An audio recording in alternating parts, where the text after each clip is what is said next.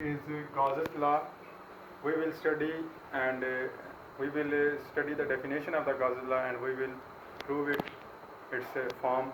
Also, we will discuss its integral and differential form. First of all, we will look at the definition of Gauss's law. It states that the electric flux through any closed surface is 1 over epsilon naught times the charge enclosed by that surface.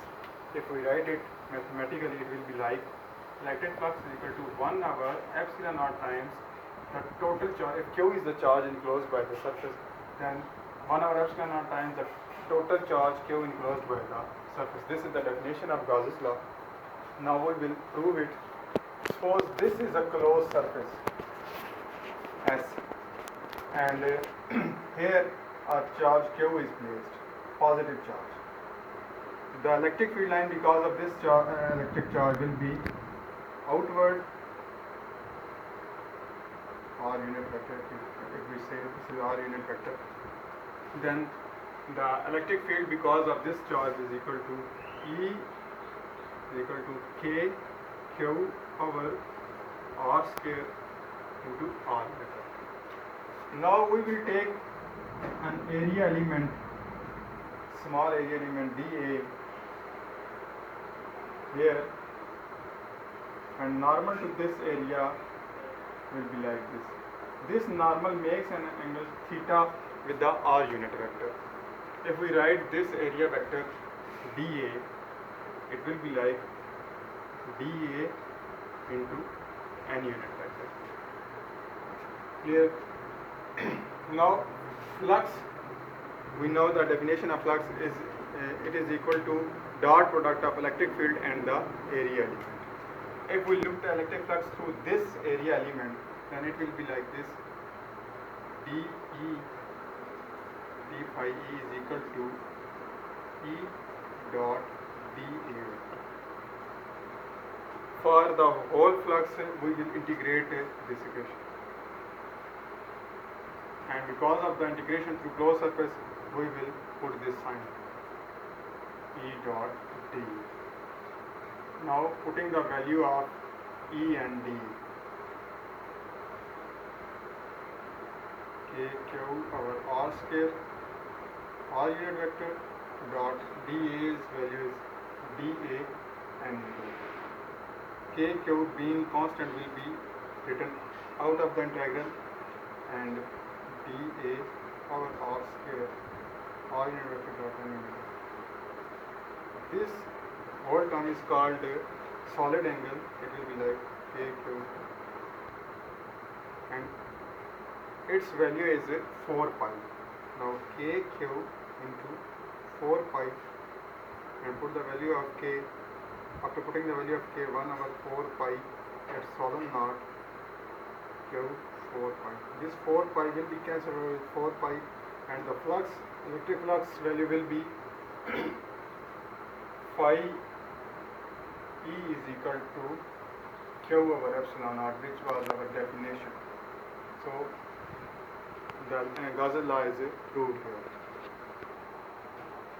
Now we will look at the integral form of Gauss's law. We know that Gauss's law is equal to flux Q over epsilon naught.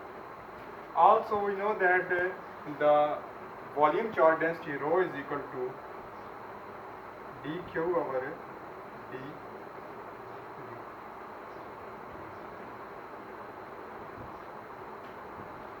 Cross multiply this rho d. After integration, Q will be equal to rho d. Putting this value of Q into Gauss's law, we will get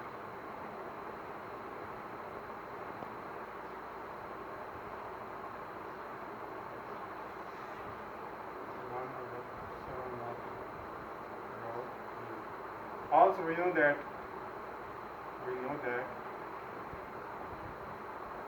flux is equal to closed surface E vector dot d.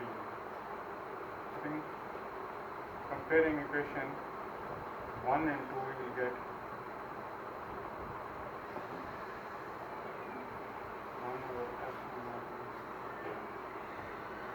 this is integral form of Gauss's law. Now we will look at the differential form of the Gauss's law. As you know that integral form is equal to e dot d is equal to 1 over epsilon r times rho into d. If we apply the divergence theorem on the left side, we will get the divergence theorem says that the surface integral of a vector is equal to volume integral of divergence of that vector. Surface integral, which is also equal to the flux, is equal to volume integral of divergence of that vector. This is volume integral of divergence of that vector. Comparing these two equations, 1 and 2, we will get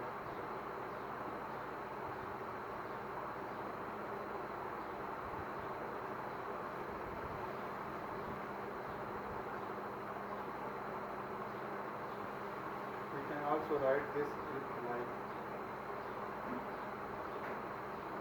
because its both sides are same, having d, v, volume integral, that is why we can write it like this.